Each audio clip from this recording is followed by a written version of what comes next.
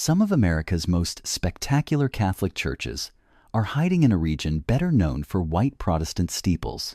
Across New England, immigrant Catholics raised Gothic towers above factory towns, filled sanctuaries with European stained glass, rebuilt cathedrals after devastating fires, and created interiors that can feel astonishingly far from the quiet streets outside. One church carries the elegance of Versailles into Vermont. Another transforms a Connecticut city with a burst of modern sacred light. And the church at number 1 rises from a former Maine mill town with a scale few first-time visitors expect. These are places where beauty was never created simply to impress.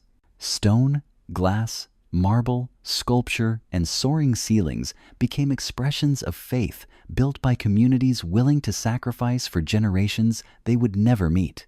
Today, we are counting down the top 10 most beautiful Catholic churches in New England, and several of the most remarkable are far less famous than they deserve to be. Subscribe to the channel for more extraordinary Catholic history, architecture, and sacred places, and stay with us because the final church may completely change the way you picture Catholic New England. Number 10. St. Mary, Our Lady of the Isle, Newport, Rhode Island. Before St. Mary's became connected with one of America's most famous weddings, Catholic parishioners in Newport were helping dig its foundation trenches with their own hands. The parish dates to 1828, and construction of the present Gothic Revival Church began 2 decades later under architect Patrick Keeley, giving Newport's growing Catholic community a permanent spiritual home. From the street, the brownstone exterior feels restrained beside the city's famous mansions, but the interior tells a richer story. 42 stained glass windows created by the Austrian Tyrolean Art Glass Company spread deep reds, blues, and golds across Gothic arches, carved wood, and the sanctuary. The long nave draws the eye naturally toward the altar, while the relatively intimate scale allows individual details to remain visible rather than disappear inside overwhelming grandeur. St. Mary's entered American history on September 12, 1953, when Jacqueline Bouvier married Senator John F. Kennedy here. During Kennedy's presidency, the couple later returned for Sunday Mass while staying in Newport and traditionally sat in pew number 10. Yet the church never became merely a backdrop for a famous marriage. Mass and parish life continue beneath the same Gothic arches today, while morning light still moves through the stained glass that generations before them once knew. Behind Newport's elegance stands a church shaped by ordinary Catholics, sacred craftsmanship, and a history far larger than its quiet exterior first suggests. Number 9. St. Joseph Cathedral, Manchester, New Hampshire. St. Joseph Cathedral carries a beauty that Manchester almost lost.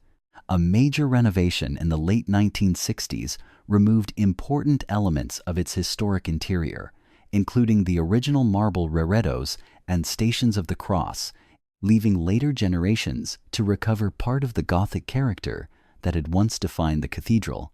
Some of its strongest features survived. Stained glass windows created in Innsbruck, Austria, still send deep reds, blues, and golds across the nave, while Gothic arches and vertical lines draw the eye toward the sanctuary. Installed for the cathedral's consecration in 1894, the glass preserves a vivid connection to its 19th century identity. Decades later, the recovery gained momentum. In 2014, a compatible reredos and Stations of the Cross arrived from Holy Trinity Church in South Boston, while further restoration renewed architectural details, walls, ceilings, and the visual rhythm of the nave. Sacred art from one Catholic community was given a new life inside another.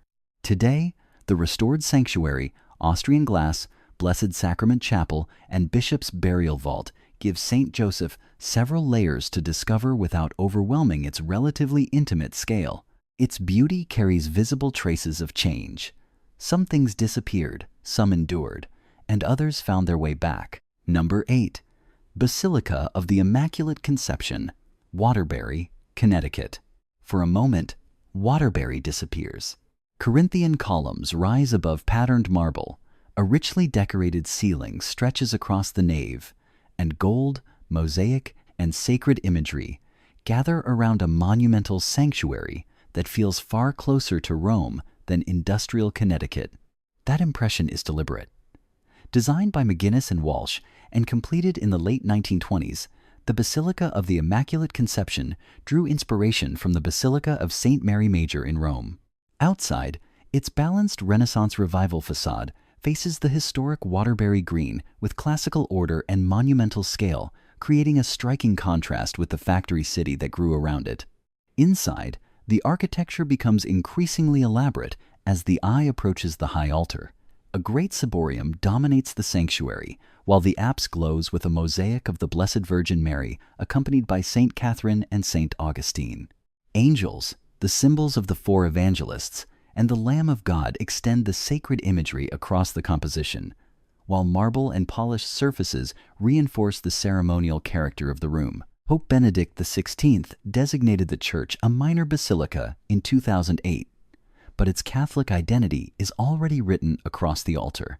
Marian imagery, mosaics, and active liturgical space. Step outside again, and the streets of Waterbury return almost immediately, leaving an extraordinary Roman-inspired sanctuary hidden behind the rhythm of an ordinary Connecticut city. Number 7. Cathedral of St. Joseph, Burlington, Vermont. The visual language of Versailles was created for kings, courtiers, and royal ceremony. Yet in Burlington, Vermont, that language found an entirely different purpose.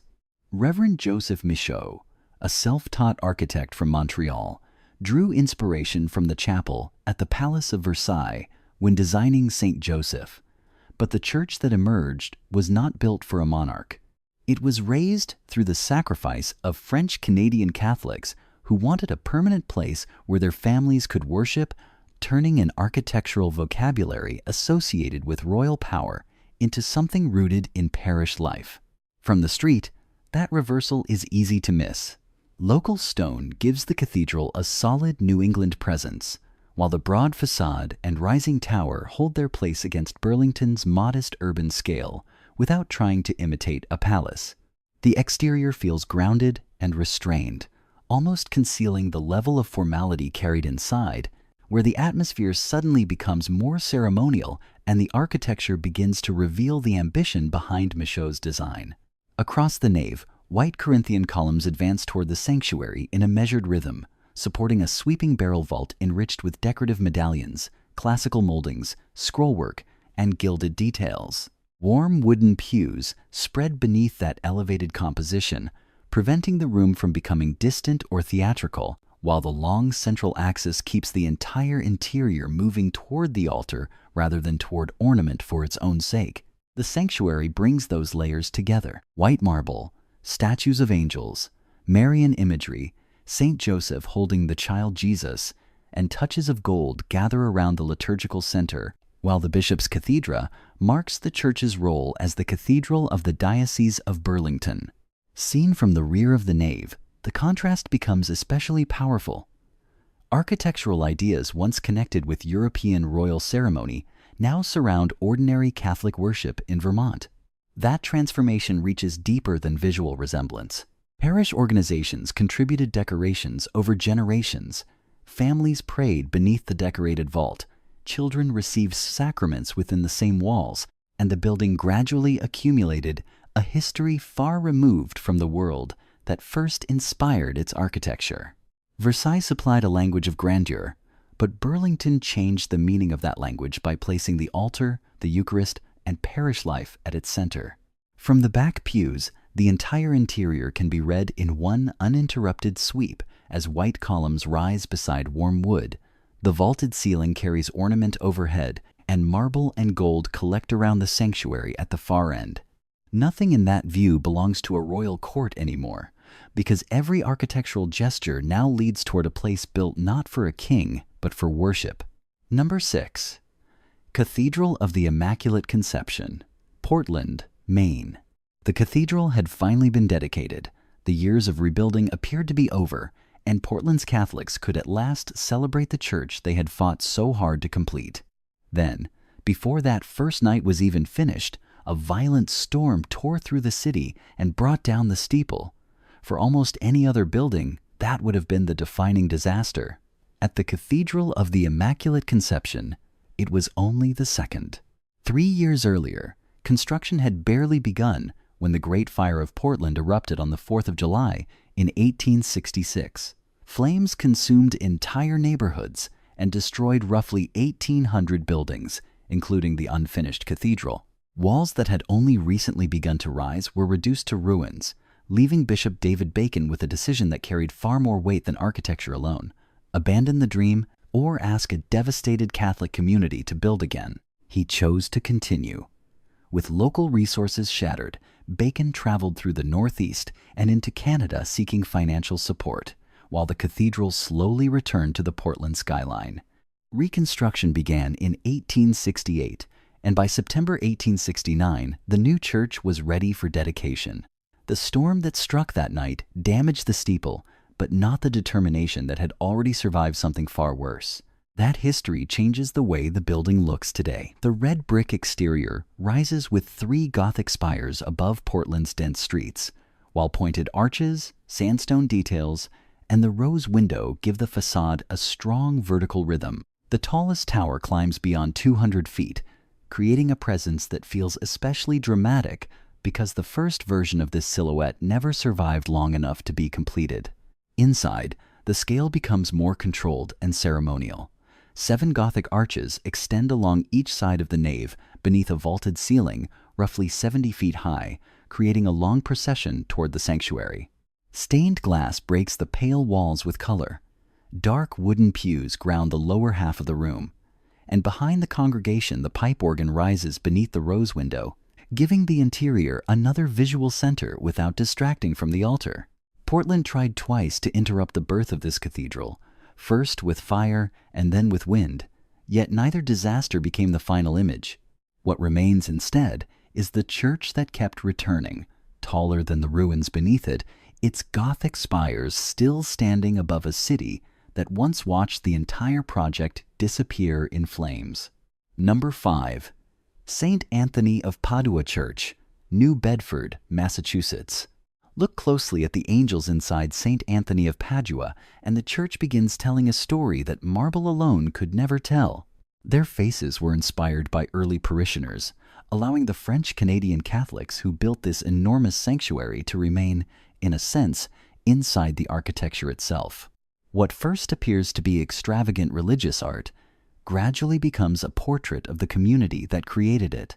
Outside, red sandstone rises directly from Acushnet Avenue toward a central spire about 256 feet high, giving St. Anthony a cathedral-like presence over New Bedford's north end.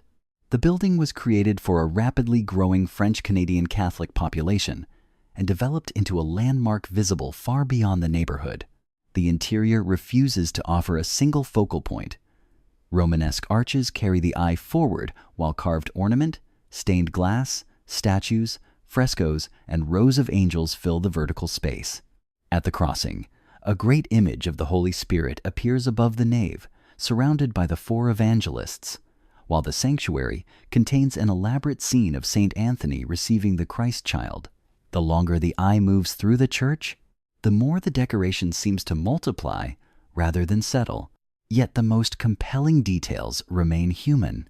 The angelic faces preserve traces of parishioners who once filled these pews, while later Portuguese and Guatemalan Catholics brought new languages and devotions into the same building. The church that began as a French-Canadian spiritual home became part of a larger immigrant story without losing the visual world created by its founders. Today, English and Spanish masses, confession, and Eucharistic adoration continue beneath that immense interior. High above, the angels still look down with faces drawn from ordinary believers, turning one of New England's most visually overwhelming Catholic churches into something unexpectedly personal. Number 4. Cathedral of St. Joseph, Hartford, Connecticut. Hartford had every reason to rebuild the past, but instead it chose to risk the future. When a new Cathedral of St. Joseph was conceived in the 20th century, the safer decision would have been another Gothic monument, something familiar enough to resemble the Catholic grandeur New England already knew. The architects went in the opposite direction, and the result still feels almost confrontational. Pale limestone, uncompromising vertical lines, a vast modern tower, and an interior where concrete is forced to surrender its severity to color. That tension is present everywhere in the building. From the city, the cathedral appears monumental and disciplined, its 281-foot tower rising above Farmington Avenue with little of the carved romanticism associated with older churches. Yet the same structure that looks almost austere from a distance carries 24 stained glass windows, approximately 67 feet high, designed by Jean Bareillet of Paris and embedded directly into concrete. Cold material and saturated color occupy the same architecture, constantly working against each other. The glass changes the argument completely. Deep blues collide with crimson. Violet gathers beside amber and gold, while scenes centered on Christ the Savior unfold at a scale large enough to surround the congregation rather than simply decorate the walls. Teaching, mercy, suffering, the Eucharist, and victory over death become part of an enormous visual cycle, so a building that initially appears severe gradually reveals a surprisingly emotional interior language. Even the human figure becomes part of the composition. A person seated beneath those towering windows seems almost reduced in scale, while the long nave and massive concrete structure amplify the feeling of being surrounded by something larger than ordinary architecture. Near the liturgical center, sacramental imagery enters the stained glass around the altar, connecting the story carried across the walls with the worship continuing inside the cathedral. Dedicated in 1962 and designed by Eggers and Higgins, St. Joseph never attempted to disguise itself as an older building. Its boldness came from accepting the materials and artistic language of its own century, while asking whether modern architecture could still create mystery, reverence, and Catholic beauty. Decades later, that question is still visible in the contrast between heavy concrete and luminous glass. One appears permanent and immovable, while the other changes continually with the sun, sending color across surfaces that would otherwise seem cold. The cathedral never resolves that tension completely, and perhaps it was never meant to. Stone holds the building in place, while light keeps transforming everything around it. Number 3. Cathedral of Saints Peter and Paul, Providence, Rhode Island. Bishop Thomas Hendricken spent years raising a cathedral he refused to build with borrowed money, yet he never lived to see it finished. Work advanced only when funds were available, and when Hendricken died in 1886, the unfinished Cathedral of Saints Peter and Paul was opened for his funeral. 3 years later, the building he had pursued with such discipline was finally consecrated. That unfinished farewell gives the enormous church a surprisingly personal center. Providence had begun with only a small Catholic church on this hill, but the Catholic population expanded until the modest structure could no longer carry the weight of the community growing around it. By the late 1870s, the old cathedral was deteriorating so badly that pieces of its ceiling fell during Holy Thursday services, turning the need for a new mother church into something impossible to postpone. The cathedral that followed was designed by Patrick C. Keeley and completed in 1889, combining Romanesque strength with Gothic verticality. Twin brownstone towers rise above a broad stairway and frame the great rose window, giving the facade a monumental presence that feels less like a neighborhood church than a permanent declaration carved into the city. Inside, that public scale becomes more solemn. Dark Gothic arches climb above the nave, rows of columns establish a powerful rhythm through the interior, and the rose window glows above the sanctuary while marble, carved detail, side chapels, and sacred imagery gather around the liturgical center. The vastness does not empty the room of intimacy. It heightens the silence between the pews and gives every procession toward the altar an almost ceremonial weight. More than a century later, the cathedral remains the mother church of the Diocese of Providence, with Mass, confession, sacred music, and diocesan worship continuing beneath the architecture Hendricken never saw completed. He entered this cathedral for the final time before its towers, sanctuary, and interior were fully finished. The building continued without him until the unfinished dream surrounding his funeral became one of the most commanding Catholic interiors in New England. Number 2. Cathedral of the Holy Cross, Boston, Massachusetts. Boston's Catholic community eventually became too large to remain architecturally invisible. By the middle of the 19th century, immigrant families were filling the city faster than the original cathedral could hold them, and the pressure was no longer simply about finding more seats for Sunday Mass. A growing Catholic population needed a mother church capable of carrying its scale, confidence, and place within Boston. Plans for that larger cathedral were delayed by the American Civil War, but once construction could move forward, the response was anything but modest. Patrick Keeley stretched the new Cathedral of the Holy Cross across Boston's South End in Roxbury pudding stone and gray limestone, creating a Gothic revival structure roughly 364 feet long, with room for nearly 2,000 worshippers. The broad stone mass dominates its block without relying on delicate ornament, while pointed openings, heavy masonry, and the great rose window give the facade the visual weight of a building designed for crowds rather than private contemplation. When it was dedicated in 1875, Catholic Boston finally possessed a church large enough to match the community gathering around it. Inside, the cathedral reveals its scale through sound before the eye can absorb the entire room. The historic Hook and Hastings organ rises beneath the western rose window, and when its pipes fill the nave, the music travels through a long sequence of Gothic arches, dark wooden vaulting, stained glass, and rows of pews extending toward a distant sanctuary. The interior does not depend on one dazzling detail, because its power comes from accumulated distance, repetition, and the sensation that the building continues far beyond the people standing inside it.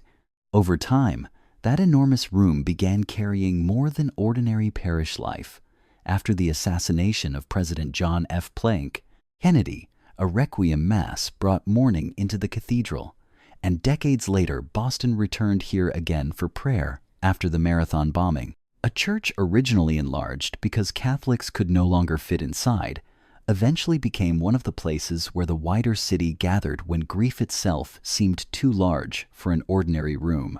A major restoration, completed in 2019, renewed historic details, stained glass, flooring, lighting, and the sanctuary while preserving Keeley's monumental Gothic framework. The cathedral became brighter and more open, but its essential scale remained untouched, allowing the restored interior to serve contemporary worship without reducing the grandeur that defined it from the beginning.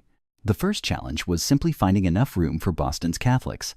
What they built eventually became large enough to hold immigrants, families, presidents, mourners, civic memory, and generations of worship beneath the same arches. When the organ fills the nave and the rose window glows above the gallery, the Cathedral of the Holy Cross no longer feels oversized. It feels exactly as large as the history Boston eventually asked it to carry. Number 1. Basilica of Saints Peter and Paul, Lewiston, Maine. For years, the greatest Catholic church in Maine existed largely above the heads of people who could not yet afford to finish it. Mass continued in the lower church, while an enormous Gothic vision remained incomplete overhead, supported by a French-Canadian Catholic community whose lives revolved around Lewiston's textile and shoe mills. They were workers and immigrant families living in an industrial city, yet the church they intended to raise would eventually possess a scale that still seems almost improbable for Lewiston. When the upper church finally took shape, the transformation was enormous. Pale piers climbed far above the congregation, pointed arches repeated deep into the nave, and Gothic lanterns hung within a volume of air large enough to make individual worshippers appear almost miniature.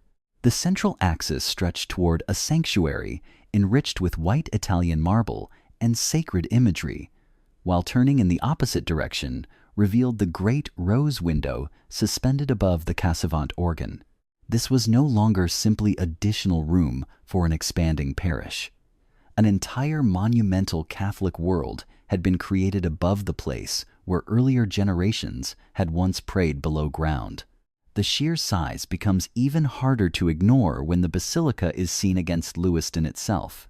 Its massive granite body extends for more than 300 feet, while twin Gothic towers rise roughly 167 feet above the surrounding streets.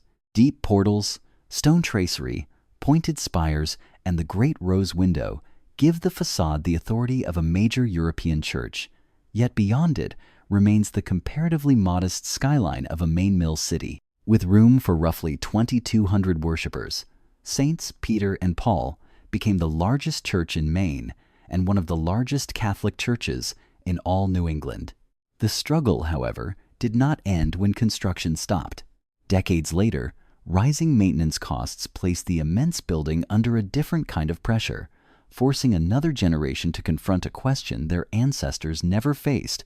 After fighting so hard to build such a church, could they afford to keep it? Restoration and preservation efforts kept the basilica standing, and in 2004, the Holy See granted it the dignity of a minor basilica, adding formal recognition to a place already carrying generations of Franco-American Catholic memory. The first generation prayed beneath a church they could not yet finish, while later generations inherited a church they could not easily afford to lose. Between those two struggles stands the basilica today, with stained glass glowing above the nave, marble surrounding the sanctuary, and twin towers still dominating the city that once supplied the workers who built them. The mill whistles that defined old Lewiston have largely faded, but the church those families raised still refuses to disappear from the skyline.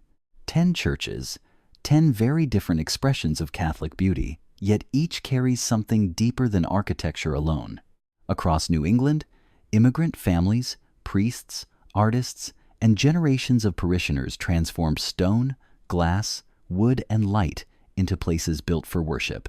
Some survived fire and change, some grew beyond what their founders could afford, and others still dominate cities that have changed completely around them. Their towers may shape the skyline, but their real story continues beneath them, where Mass is still celebrated, prayers are still offered, and new generations enter spaces created long before they were born. If this journey through the most beautiful Catholic churches in New England helped you discover a side of Catholic America you had never seen before, subscribe to the channel and join us as we continue exploring the extraordinary churches, sacred places, history, and culture of the Catholic faith around the world.